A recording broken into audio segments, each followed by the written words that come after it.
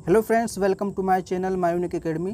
Friends, हम लोग पढ़ रहे थे प्राइड एंड प्रेजुडिस, जो कि एक नॉवेल है और जिसको लिखा है जेन ऑस्टिन ने। तो इसको हम लोग चैप्टर वाइज पढ़ रहे थे। तो इसमें मैंने आपको 13 चैप्टर अभी तक पढ़ा दिए हैं। यूट्यूब पे सारी वीडियोस प्लेलिस्ट में पड़ी हुई हैं। प्राइड एंड प्रेजुडिस नाम से एक प्लेलिस्ट बनी, उसमें पड़ी है सारी वीडियोज़, तो आप देख लीजिए।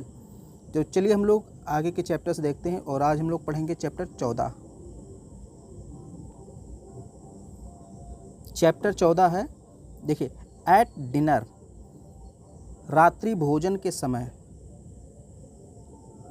यानी जब रात में भोजन कर रहे थे सभी लोग। Mister Bennett asked, mister Bennett ने पूछा मिस्टर कॉलिंस से, क्या पूछा? फॉर हिज ओपिनियन, उसकी राय के बारे में। ऑफ हिज एम्प्लॉयर, उसकी मालकिन लेडी कैथरीन डी बॉर्ग के बारे में। यानी कि मिस्टर बेनेट ने मिस्टर कॉलिंस से पूछा कि आपकी जो मालकिन हैं लेडी कैथरीन डी बॉर्ग, उनके बारे में आपका क्या ख्याल है? अब देखिए, ये लेडी कैथरीन डी बॉर्ग जो हैं, ये किसकी मालकिन थी? मिस्टर कॉलिंस की। इन्हीं के अंतर्गत मिस्टर कॉलिंस काम करता था चर्च में, इन्हीं के अंतर्गत। तो बेनेट ने पूछा कि आपकी क्या राय है, आपके मालकिन, एम्प्लॉयर का मतलब होता है मालकिन। मिस्टर कॉलिंस से मिस्टर बेनेट ने पूछा कि आपकी क्या राय है आपके मालकिन लेडी कैथरीन डी बॉर्ग के बारे में। तो मिस्टर कॉलिंस क्या कहता है, देखिए। Mister Collins praised the lady, mister Collins ने प्रशंसा करनी शुरू कर दी, यानी प्रशंसा किया अपनी लेडी की। एंड हर डाटर, और उसकी बेटी की। इलिक्वेंटली, मतलब बहुत भारी मात्रा में। इलिक्वेंटली मतलब बहुत ज़्यादा मात्रा में प्रशंसा किया। एंड रिपीटेडली, और बार बार प्रशंसा किया। मतलब जो भी बातें कहें सब प्रशंसा में ही बातें कहे जा रहा था कि हमारी मालकिन और उनकी बेटी ऐसी है, इतने अच्छे हैं, मतलब प्रशंसा कर रहा था बार बार। ही सेड, उसने कहा दैट कि she had asked him twice, उन्होंने उसको 2 बार बुलाया है। टू डाइन, भोजन के समय। डाइन का मतलब दावत में, डाइन का मतलब होता है दावत। कॉलिंस ने कहा कि हमारी मालकिन ने तो हमें 2 बार दावत पर भी बुलाया है। एट हर हाउस, अपने घर पर।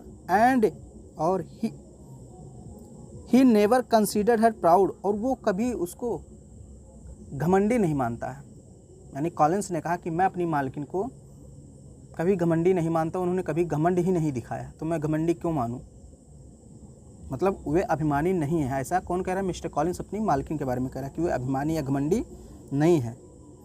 सी had always talked to him, उन्होंने हमेशा उससे बात की है। As she would talk to any other gentleman, जैसे वे किसी अन्य सज्जन पुरुष से बात करती हैं।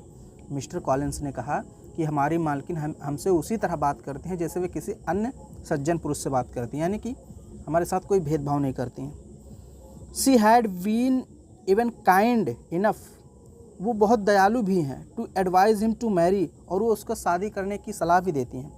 मिस्टर कॉलिंस ने कहा कि जो हमारी मालकिन हैं लेडी कैथरीन डी बॉर्ग, वो बहुत दयालु हैं और बार बार हमसे कहती हैं शादी कर लो अपनी किसी लड़की के साथ, अपना घर बसा लो। She had once visited his humble house even, she had once visited, वो एक बार आई थी। हिज, उसके, हम्बल हाउस का मतलब गरीब खाना। हम्बल का मतलब एक प्रकार से होता है विनम्र, लेकिन यहाँ हम्बल का मतलब गरीब, हाउस का मतलब घर, इवन का मतलब भी। कॉलिंस कहता है कि हमारी मालकिन तो एक बार हमारे गरीब खाने पर भी आई थी, हमारे गरीब घर में भी आई थी। मिस्टर कॉलिंस ने आगे बताया दैट कि Lady Catherine de Bourgh lived at Rosings Park. Lady Catherine de Bourgh कहाँ पे रहती थी? Rosing Parks. तो इसको याद रखना है, पूछ सकता है आपसे कि लेडी कैथरीन डी बॉर्ग कहाँ रहती थी? तो रॉजिंग पार्क्स में रहती थी। एंड हैड ओनली 1 डॉटर, उनके पास एक ही बेटी थी। Who was the heiress of Rosing, जो उत्तराधिकारी बनने वाली थी रॉजिंग्स की। हेरेस का मतलब होता है उत्तराधिकारी। उनके पास एक ही बेटी थी लेडी डी बॉर्ग के पास।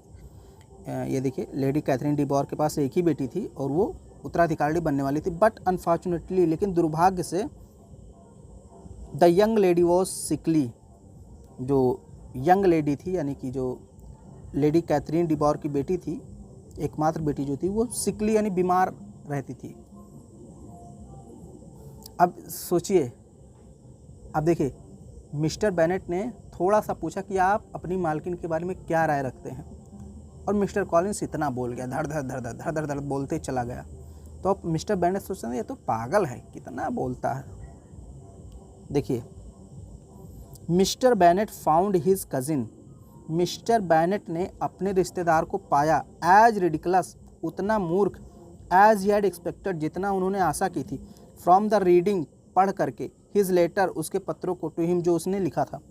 मिस्टर कॉलिंस, मैंने बताया था कि जब आने वाला था तो उसने मिस्टर बेनेट को पत्र लिखा था कि मैं आ रहा हूँ।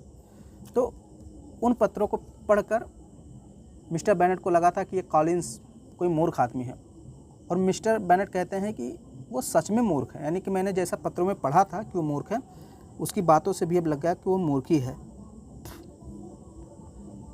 फिर देखिए आफ्टर टी, चाय के बाद, they all moved to drawing room, वे सभी लोग ड्राइंग रूम में चले गए। ड्यूरिंग कन्वर्सेशन देयर, वहाँ पर बातचीत करने के दौरान, mister Collins disapproved of the novels, mister Collins ने अस्वीकार कर दिया नॉवेल्स, यानी नॉवेल्स को डिसअप्रूव्ड का मतलब अस्वीकार कर दिया। उन्होंने कहा मिस्टर कॉलिंस ने, क्योंकि मिस्टर बेनेट वगैरह जो है नॉवेल पढ़ रहे थे, तो मिस्टर कॉलिंस ने कहा ये नॉवेल क्यों पढ़ रहे हैं, तो बेकार चीज़ है, उसको डिसअप्रूव कर दिया, मतलब उसकी अवहेलना की, उपेक्षा की। किसने? मिस्टर कॉलिंस ने। और वो दूसरी राय देता है कि आप ये पढ़िए। क्या कहता है देखिए आगे,